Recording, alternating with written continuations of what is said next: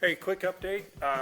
Thanks to username Squid something. I love that name. And Chris for pointing out this bolt was way too short. It wasn't even sticking out. And like I said, it came that way when I bought the car. It was already installed that way. So I don't know the reasoning on that. So I don't know, whatever. But it's fixed. I put a longer bolt in there, so it kind of matches the same size. I just couldn't find the right size. But thanks for the heads up, and we're squared away right now.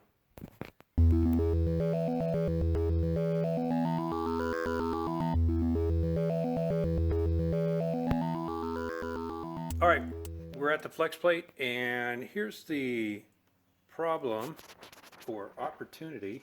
I don't know, whatever you want to call it.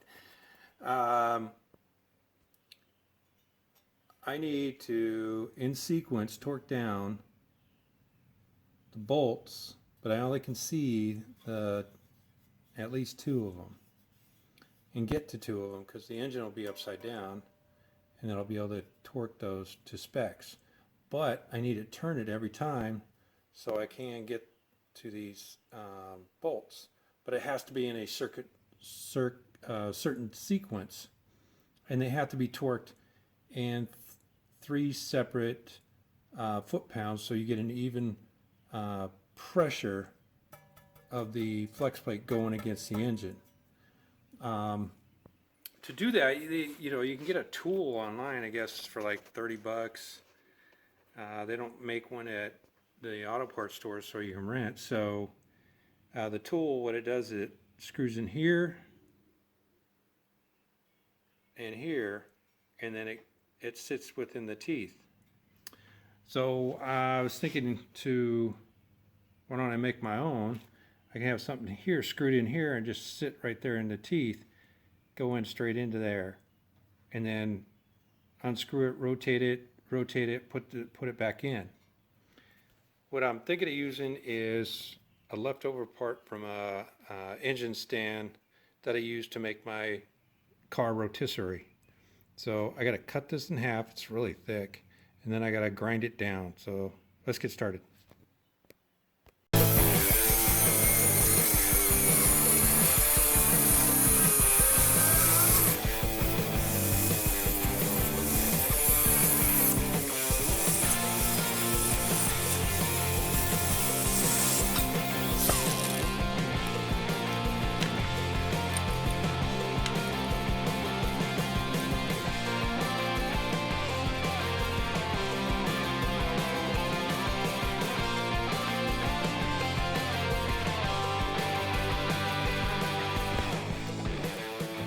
All right, this should be the end product. As you can see, I trimmed it down pretty good.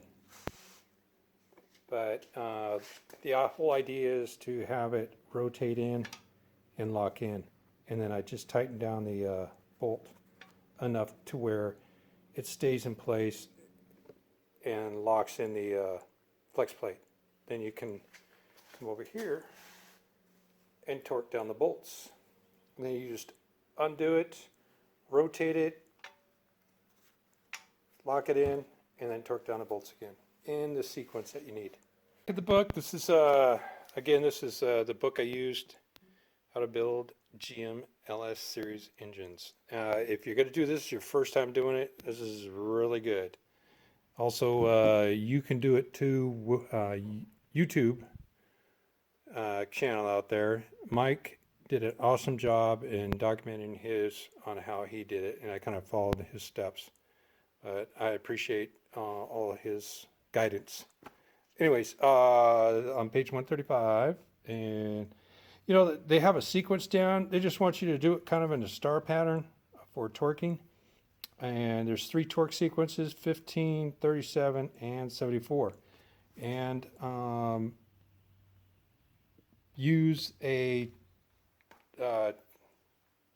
thread locker, so Loctite on the bolts, because you don't want these coming out. What I did for my convenience, because I might forget, I marked it 1, 2, 3, 4, 5, and 6, and all you do is line up There's 3 holes. Just line that up and you should be good to go. Down there, just line them up, and then just finger tight everything in, and then start torquing it down and turning the wheel, locking it in, turn the wheel. Oh, yeah, this is going to take a while.